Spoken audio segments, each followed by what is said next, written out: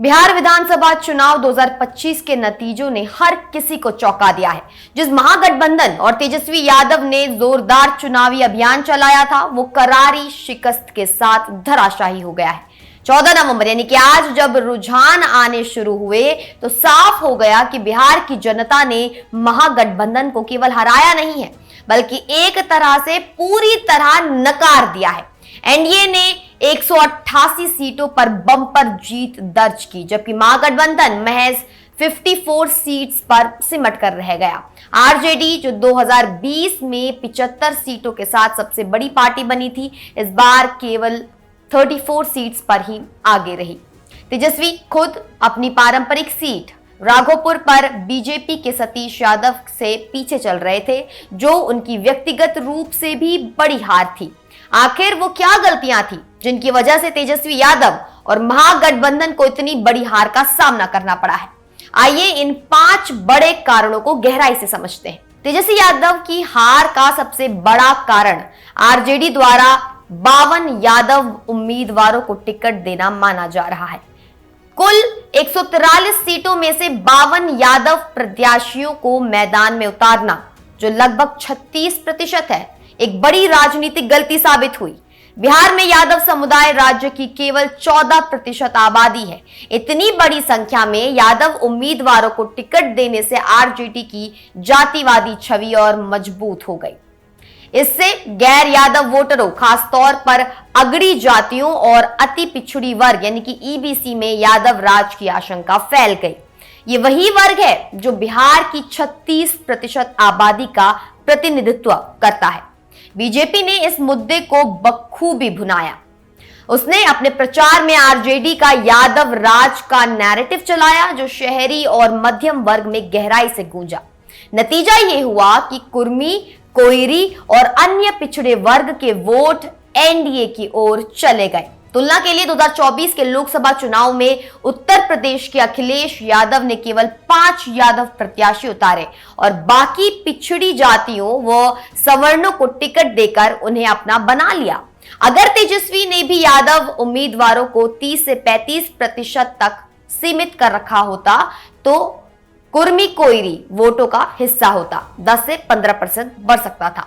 तेजस्वी की दूसरी बड़ी गलती थी अपने सहयोगी दलों, कांग्रेस, वाम दलों और अन्य छोटी पार्टियों के साथ बराबरी का व्यवहार न करना।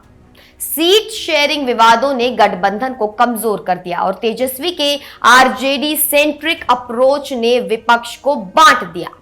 महागठबंधन के घोषणा पत्र का नाम भी बिहार का तेजस्वी प्रण रखा गया, जिससे सहयोगी दलों को हाशिए पर ढकेल दिया गया। कांग्रेस ने अपनी गारंटी योजनाओं पर जोर दिया था, लेकिन तेजस्वी ने अपने नौकरी देंगे वाले वादे पर प्राथमिकता दी। चुनावी रैलियों में भी यही देखने को मिला। तेजस्वी के पोस्टरों की भरमार थी, जबकि राहुल गांधी और अन्य सहयोगी नेताओं की तस्वीरें कम दिखाई देती थी। इससे गठबंधन में एकजुटता का अभाव दिखा और वोट ट्रांसफर फेल हो गया। कांग्रेस का प्रदर्शन विशेष रूप से निराशाजनक रहा। पार्टी 61 सीटों पर चुनाव लड़ी, लेकिन केवल 5 सीटों पर ही आगे रही।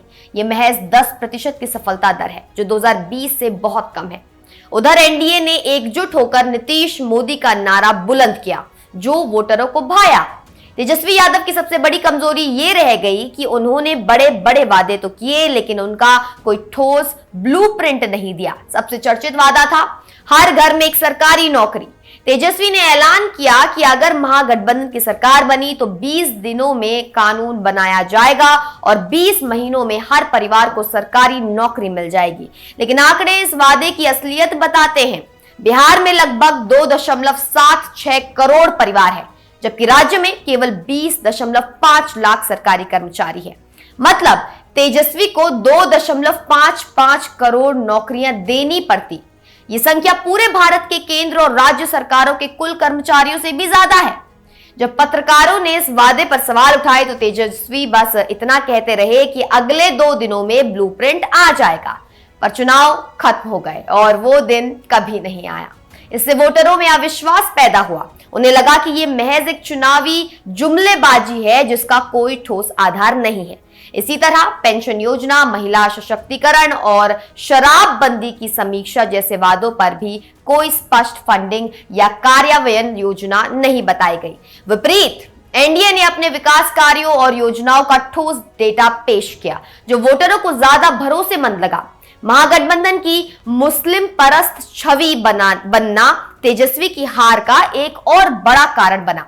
तेजस्वी ने चुनावी रैलियों में खुलकर ऐलान किया कि अगर महागठबंधन की सरकार बनी तो वक्फ संशोधन अधिनियम को कूड़ेदान में फेंक दिया जाएगा। यह बयान मुस्लिम बहुल सीमांचल क्षेत्र में वोट जुटाने के लिए दिया गया था, लेकिन ये जो रणनीति है वो उल्टी पड़ गई।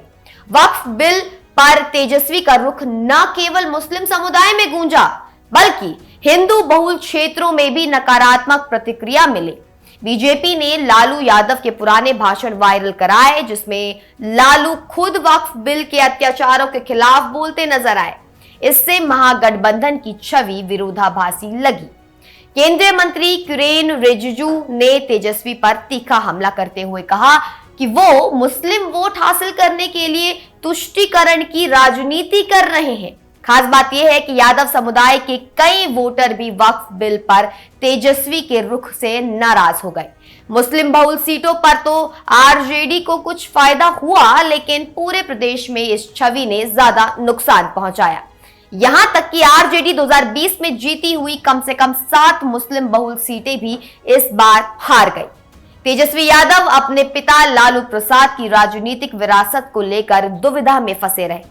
एक तरफ उन्होंने लालू के सामाजिक न्याय के एजेंडे को अपनाया, लेकिन दूसरी तरफ जंगल राज की छवि से बचने के लिए उन्होंने लालू से दूरी बनाए रखी। चुनावी पोस्टरों में लालू को कोने में छोटा करके दिखाना और खुद को आगे रखना ये संदेश दे गया कि तेजस्वी अपने पिता की विरासत में शर्मिंदा है। लेकिन जब सामाजिक न्याय की बात आई तो वो लालू के नाम का इस्तेमाल करने से भी पीछे नहीं हटे। ये दोहरी नीति वोटरों को समझ नहीं आई। प्रधानमंत्री नरेंद्र मोदी ने गोपालगंज की रैली में तेजस्वी पर निशाना साधते हुए कहा, तेजस्वी लालू के पापों को छिपा रहे हैं। ये बयान युवा और शहरी वोटरों में गूंजा, जिन्हें लालू राज का जंगल राज याद है।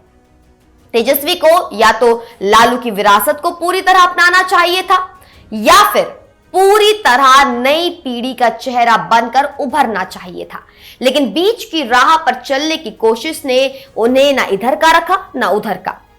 ये कंफ्यूजन वोटरों में भी गया और आखिरकार एनडीए को फायदा हुआ। बिहार विधानसभा चुनाव 2025 में तेजस्वी यादव और महागठबंधन की करारी हार के पीछे ये 5 बड़े कारण स्पष्ट है। 52 यादव उम्मीदवारों को टिकट देना, सहयोगी दलों को नजरअंदाज करना, वादों का ठोस ब्लूप्रिंट न देना, वक्फ बिल पर विवादास्पद रुख से मुस्लिम परस्त छवि बनाना और लालू प्रसाद को लेकर दुविधा। इन गलतियों का खामियाजा महागठबंधन को भुगतना पड़ा। उधर एनडीए ने विकास, सामाजिक न्याय, महिलाओं का समर्थन, 71.6% महिला मतदान हुए और एकजुट अभियान के दम पर ऐतिहासिक जीत दर्ज की।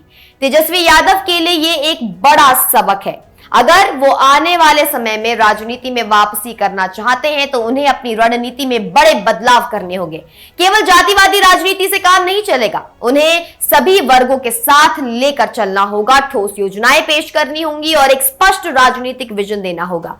बिहार की जनता ने साफ संदेश दिया है, वो जुमलेबाजी नहीं, असली विकास चाहती है। आप देख रहे थे इंडिया न्यूज डिजिटल प्लेटफॉर्म पर हमारी एक खास रिपोर्ट। मैं हूं निकिता रावत। फिर मिलती हूं कुछ ऐसे ही महत्वपूर्ण अपडेट्स के साथ, कुछ ऐसे ही महत्वपूर्ण मुद्दों के साथ। धन्यवाद।